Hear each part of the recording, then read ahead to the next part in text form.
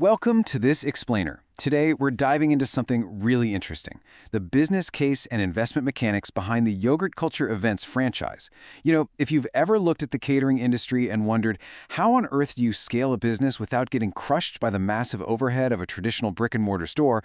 Well, you are definitely in the right place. We're going to systematically break down a really clever, asset-light, and highly systematized mobile model. Let's get right into it. Here's our roadmap for this breakdown.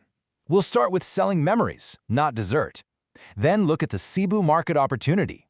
After that, we'll crunch the franchise unit economics, explore the passive managed fleet, and finally, wrap up with mitigating investment risks. All right, let's jump into Section 1, selling memories, not dessert.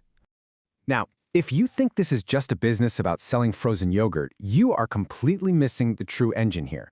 Think about it. When you're planning a massive corporate event, or say a wedding, what's the absolute biggest fear of the host, especially a bride? It's throwing a generic, totally forgettable party. No one wants that. They aren't just looking to serve a slice of dry fondant cake that ends up half-eaten on a table. They are desperately trying to buy a feeling. They want something their guests will snap photos of, talk about, and actually remember long after the night is over. And that brings us to the brilliant strategic positioning of Yogurt Culture. It's essentially the old choice versus the new choice. The old choice? A passive dessert station. It's predictable, standard. Guests literally just grab a slice of cake and walk away. But the new choice is an interactive, fully customizable froyo bar. Guests get to pick their base, play around with premium toppings, and actually interact with the staff. Plus, the cart itself is styled to completely match the event's aesthetic. It's a classic Trojan horse strategy. They aren't just selling frozen yogurt, they are fulfilling that emotional job of making an event unforgettable. And because they're selling a premium experience, they can easily command premium event pricing instead of fighting over the cheapest cup of yogurt on the street. Moving right along to Section 2, the Cebu market opportunity. Look at this number, 18,844. That is massive. It isn't just some random statistic either. It actually represents the total addressable market of registered marriages in Central Visayas from just January to November 2024 alone. Add to that a staggering 16.6% growth in the local food and accommodation sector, and you can clearly see that the event ecosystem here is absolutely thriving. It's well-funded, and these hosts are actively looking for exactly this kind of premium supplier. But let's be realistic for a second. You aren't going to capture every single wedding in the region, right? The beauty of this model is that you absolutely don't need to. At a super conservative 10% urban penetration of a highly focused 3,150 event base in Greater Cebu, capturing just that tiny fraction means 315 events a year. If we estimate an average of 12,000 pesos per event, that's 3.78 million pesos in annual market revenue just sitting there, waiting for a brand that guests actually ask for by name. Which brings us to Section 3, franchise unit economics. Okay, let's crunch the numbers for an active franchise operator using that 250,000 peso launch promo. The way this math scales is genuinely exciting. Anchored by an average event value of around 13,000 pesos and a really healthy 40% contribution margin, you can start to see exactly how franchise payouts can easily hit and even exceed baseline targets, like an 18% annual yield.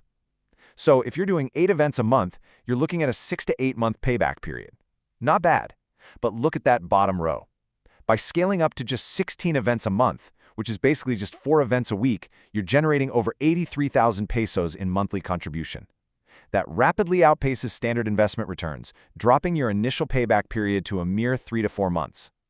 Because you aren't bleeding cash on fixed storefront rent every month, your profitability is directly tied to your hustle. Now let's look at Section 4, the passive managed fleet. But what if you're, say, an overseas Filipino worker in Dubai or the US? Or maybe you have the capital to invest, but literally zero time to go scoop yogurt on a Saturday night.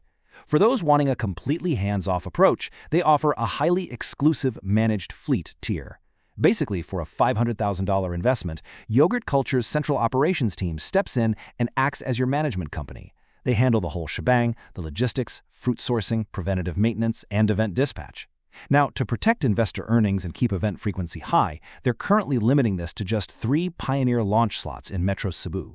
So the investor takes on literally 0 operational headaches, 0 hours of active work required. But, and this is totally key, you retain 100% legal ownership of the physical commercial machine and bespoke cart through a notarized deed of sale. After operational expenses, you keep all of the net profit generated by your specific cart. It gets calculated at the end of the month and is automatically wired straight to your bank account on the 5th, complete with a detailed digital financial statement. Because the central team handles all that messy logistics stuff so efficiently, the model is perfectly designed to protect those strong double-digit profit margins. That's exactly how it reliably supports targets like that 18% annual payout we talked about, without you ever lifting a finger. Finally, Section 5, Mitigating Investment Risks. We all know every investment carries some level of risk, right? Whether you're scooping the yogurt yourself or using the managed fleet. But let's look at the actual downside protection they've built into this blueprint, because it's fascinating. For managed fleet investors, they issue a notarized 3-year, 100% cash balance refund guarantee. What does that actually mean? It means, over your 36-month contract, if your automated monthly payouts don't cumulatively reach at least 450,000 pesos, head office literally cuts you a check in cash for the remaining balance. Seriously, if your cart only generates 350,000 pesos over 3 years, Yogurt Culture pays you the 100,000 peso difference out of pocket. You are taking zero principal risk here. Furthermore, on the active franchise side, they don't just blindly expand and hope for the best. They use a very strict 90-day validation plan. The entire system is engineered to prove local unit economics first. So, you build and brand, you partner with local venue coordinators, and you actually have to prove you can deliver 10 to 20 events while maintaining those 40% margins before the franchise fully unleashes you. It's a strict go or no-go gate. Forcing you to prove local market demand first protects literally everyone involved from launching an unoptimized business. When you step back and look at the whole picture, combining those incredibly strong asset-light unit economics, the automated passive income for remote investors, and the strict risk reversal guarantees, it really all comes back to one powerful guiding philosophy. Don't sell dessert, sell a memorable moment that happens to taste great. That is their moat. That's why a bride will gladly pay a premium. And ultimately, that is why this entire business model works so well. It's such a fascinating model, bridging the gap between a high-end emotional event experience and rigorous, risk-mitigated financial mechanics. With demand already proven and operations fully systematized, it really leaves us wondering, with asset-light, hyper-focused models generating these kinds of secure yields, is the traditional, expensive brick-and-mortar franchise slowly becoming a thing of the past? Thank you so much for joining me for this explainer.